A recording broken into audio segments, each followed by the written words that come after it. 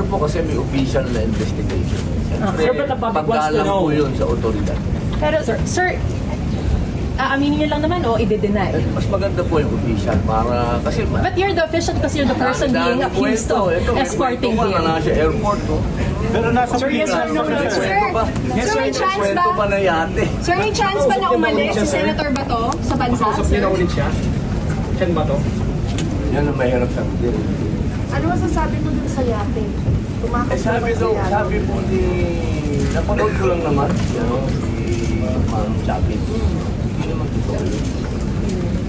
Hindi po totoo yung Naya, hindi totoo yung You were placed in the scene at around 3 o'clock daw, Senator Roque. wala po yun. Sir, hindi totoo yung yate? Hindi totoo? Tungkol sa podcast nila sa Irene sa na pinagtanggol ka niyo po. Ay, maraming salamat. Asawa niyo. Asawa ko. Asawa ko yun. Siyempre, Sir, you're confident?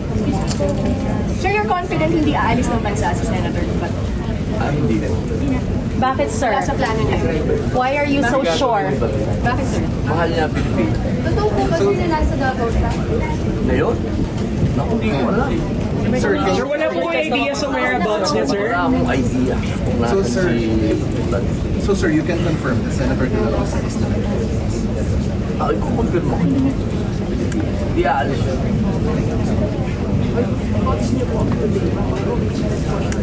Ay, sana po, una po, nagpapasalamat po tayo sa leadership na ito pong mga usap-usapan na matatapos na. Hindi masyado marami pinukul sa amin, sa majority, pagtungkol sa impeachment. Sana po ito, nakikita na naman po, 4 people.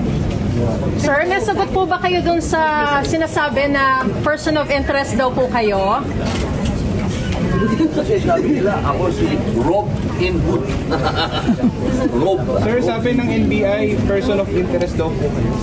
Wala po tayong magagawa. Inirespetuhin po natin. Pero sir, bakit kinailangan niyo po umalis ng Senate pa? If it's protected here, bakit umalis pa po siya ng Senate? Siguro po si Bato lang makakausap niya dyan. Kasi ako, umuwi lang ako ng bahay. 3 araw na ako nahanap ng asawa. Sir, kasi kayo daw ang nagmaneho for Senator Bato. Nako, tayo na yung investigasyon.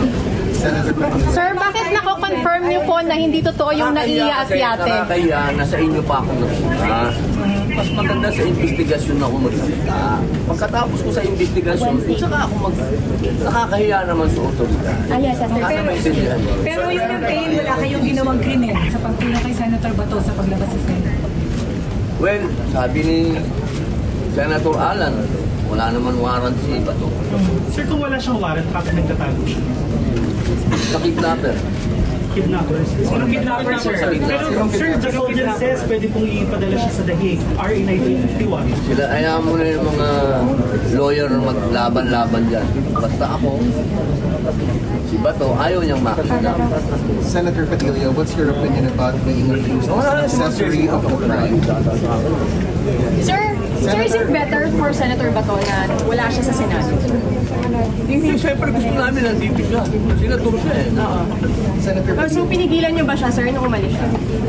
Hindi naman, Did you convince him na wag hindi umalis? naman ako pwedeng mag-personal niya na yan. Sir, what are your thoughts on being accused as parang accessory to the crime? Lahat naman yun, pwede na lang sabihin.